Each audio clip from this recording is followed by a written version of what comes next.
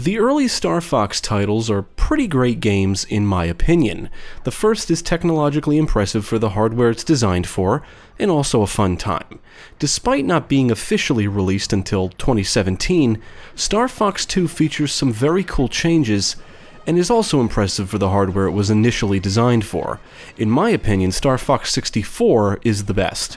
It borrows a lot from the first game and even some elements from Star Fox 2, and delivers some of the most fun rail-shooting gameplay in video game history. All three games restrict the characters to crafts of some kind, and the next game lets players control Fox directly and on the ground. Developed by Rare and published by Nintendo, Star Fox Adventures was released for GameCube in September 2002. Now, my research tells me it was originally developed as Dinosaur Planet, a game unrelated to Star Fox, but Nintendo convinced Rare to redesign it as part of the Star Fox franchise. This review will contain some spoilers, so if you're sensitive to spoilers, now is the time to stop watching. You have been warned. Now let's take a look at Star Fox Adventures and see how it turned out. The story opens with a fox named Crystal receiving a distress call from Krazoa Palace, and she discovers it was attacked by General Scales and the Sharp Claw army.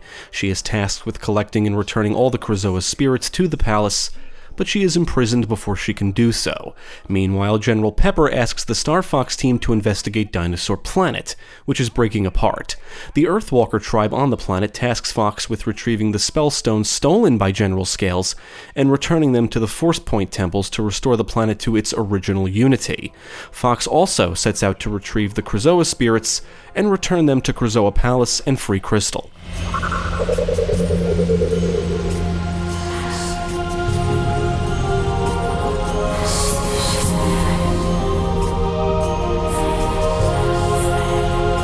The story is alright at best, but the writing and dialogue are awful. See, Mom? I told you he was good. Star Fox, yeah. And none of the characters are very interesting. It does lean into science fiction fantasy territory, which is kind of cool, but it doesn't feel very much like Star Fox.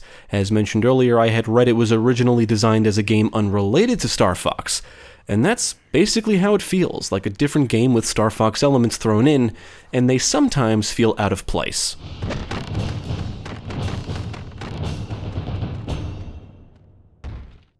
Now, I'm going to be perfectly blunt. Star Fox Adventures sucks.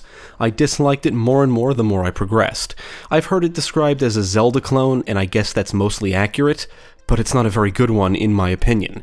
Now, I cannot say anything about the game is broken or doesn't work, but the gameplay is mostly mundane. It's just boring. Some minigames are frustrating, the action is dull, and a lot of the Star Fox stuff feels tacked on.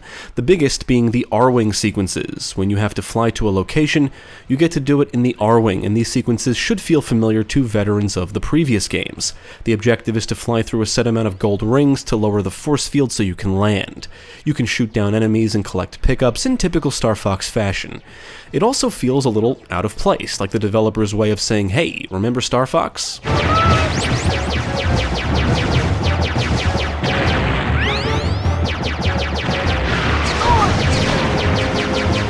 Dinosaur Planet features many locations, and Thorntail Hollow is like the hub area. This is a landing point, which is near a store and Warpstone.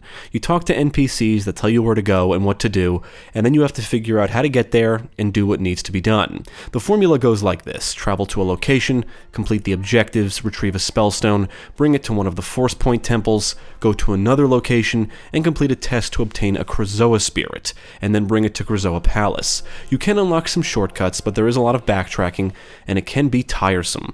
Why the developers didn't utilize the Warpstone more often is beyond me. It will warp you to only a few locations.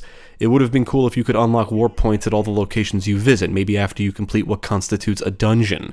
Warp points at areas you'll have to come back to multiple times would have been greatly appreciated.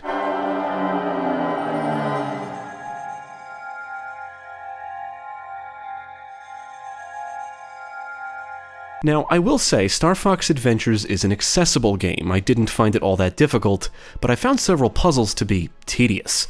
There are parts where you'll be required to get a barrel to a specific location, navigating it around obstacles so it doesn't explode, and I never found this to be particularly enjoyable. Some of the tests to collect Krazoa spirits are terrible too. What makes them worse is you need to navigate a series of obstacles to get to the test location, and it's not that these obstacles are challenging to overcome, but if you fail the test, you have to overcome them again for some reason. One test in particular requires you to make sure a red bar remains in a green bar, and it's horrible. Trial and error, absolutely horrible.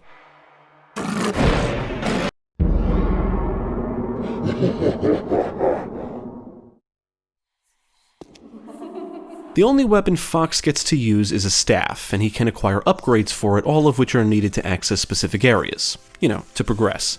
There's a lot of resources and items to collect, and the controls for accessing and navigating around your inventory can be cumbersome, and the combat is just dull. You mash a button to attack with the staff and hold another button to block.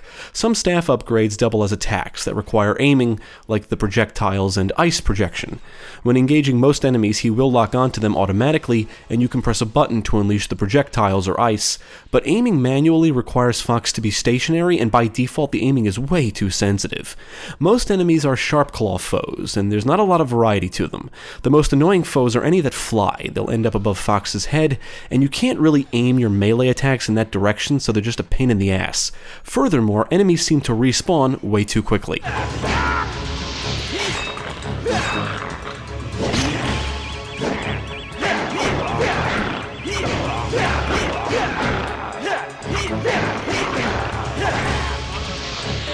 Early in the story, Fox befriends a little dinosaur named Tricky, and he acts as a companion or sidekick for most of the game. You can command him to follow you, stay put, and breathe fire, and you will need him to complete certain tasks and puzzles. Tricky does have an energy meter, and if it's depleted, he won't follow commands. Replenishing his energy will require you to feed him grub tubs, which look like mushrooms. Luckily, they can be found everywhere and are one of multiple resources you need for various things. Many are easily found in the environments, and some can also be bought at the store. The store also sells some items needed to progress and maps for many of the locations you visit. Now, one thing I found annoying is that it's often not clear where you need to go. You can reach out to Peppy to see the world map, and Slippy who will offer tips. You will be backtracking, a lot. For example, you acquire a spellstone, and then have to go back to Thorntail Hollow and make your way to one of the Force Point temples. The game consists of a lot of linear paths that lead to more open areas, where you have to solve puzzles and/or interact with NPCs or fight enemies. Outside of the boring combat and the few tedious puzzles and minigames, nothing ever felt impossible. I struggled more with figuring out exactly what I needed to do rather than actually doing it. The game does feature some set pieces, and some of the more enjoyable ones are rail shooter sequences, like when you get to ride dinosaurs and shoot things.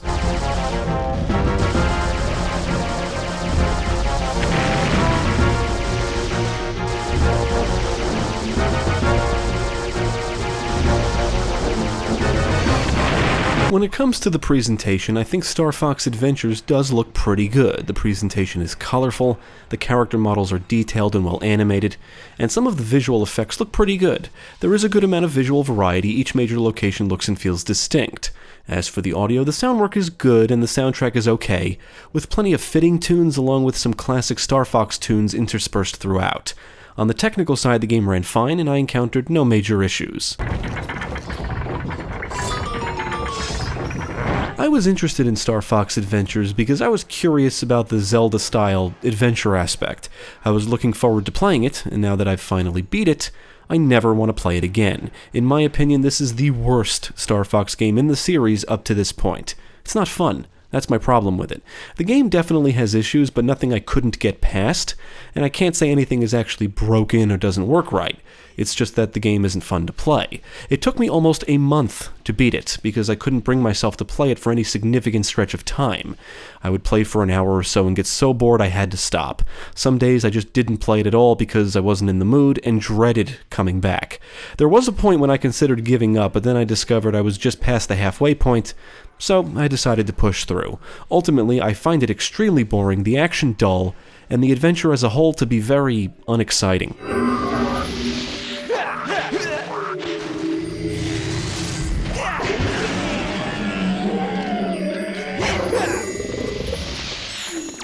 I would not recommend Star Fox Adventures. I don't even mind the fact that it doesn't feel like a Star Fox game, or that the Star Fox elements seem tacked on.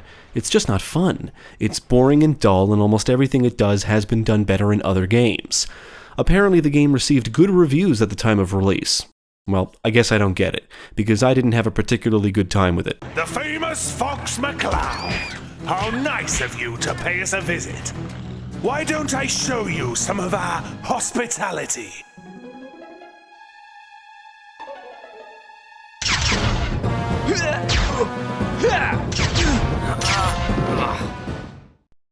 Thank you for watching. If you enjoyed this video, check out the rest of our channel, follow us at the links below, and you can also support us on Patreon.